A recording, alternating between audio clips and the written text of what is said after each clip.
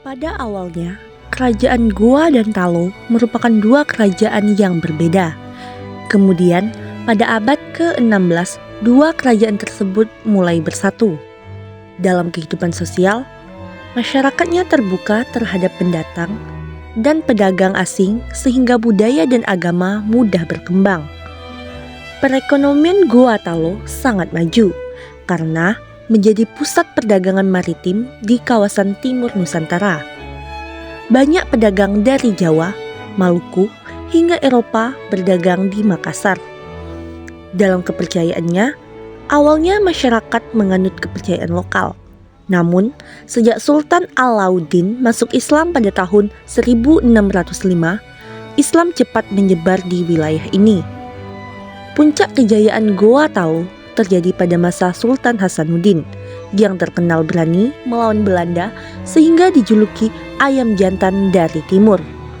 Akan tetapi, setelah kekalahan melawan VOC dan ditandatanganinya perjanjian Bongaya pada tahun 1667, kekuasaan Goa Talo melemah dan runtuh perlahan. Meski demikian, peninggalannya masih bisa ditemukan hingga kini, seperti Benteng Somba Opu, tradisi Islam, dan budaya Makassar yang kuat.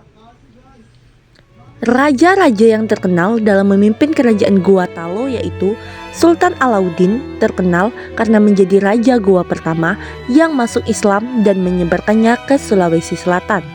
Raja Karaeng Matowaya dikenal sebagai penyebar Islam utama dan pendukung kuat Sultan Alauddin.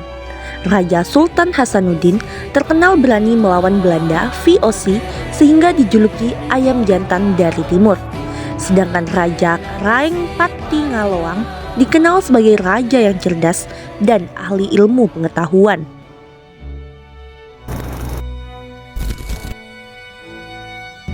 Kerajaan Goa Talo pra-Islam berdiri pada awal abad ke-14.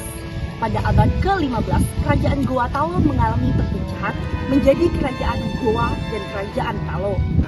Kemudian pada tahun 1565, kerajaan Goa Talo bersatu kembali menjadi kerajaan Goa Talo. Kerajaan Goa Talo mulai memasuki Islam pada abad ke-16 di bawah kepemimpinan Imangarangi Daeng Mantabika. Kehidupan ekonomi kerajaan Goa Talo berkembang melalui perdagangan, pelabuhan, dan pertanian. Pelabuhan dijadikannya sebagai tempat berdagang sehingga ramai dikunjungi pedagang dari Nusantara hingga Eropa. Komoditas utama yang diperdagangkan antara lain rempah-rempah, beras, kain, dan hasil laut. Selain itu, masyarakat juga mengandalkan pertanian, terutama padi dan palawija untuk kebutuhan sehari-hari. Dengan perdagangan yang maju, pelabuhan yang strategis, dan hasil pertanian yang melimpah, Goa Talo menjadi salah satu kerajaan maritim terkuat di Indonesia Timur. Kehidupan sosial budaya kerajaan Goa Talo terkenal sebagai pembuat kapal pinisi atau lombo, mengenai pelapisan sosial dan menjalin hubungan baik dengan ternate. Kehidupan politik kerajaan Goa Talo yaitu terjadinya pertentangan antara Sultan Hasanuddin dengan VOC dan upaya Belanda untuk mengakhiri peperangan dengan cara politik adu domba. Puncak kejayaan kerajaan Goa Talo di bawah kepemimpinan Sultan Hasanuddin pada tahun 1653 sampai 1669 berhasil memperluas wilayah.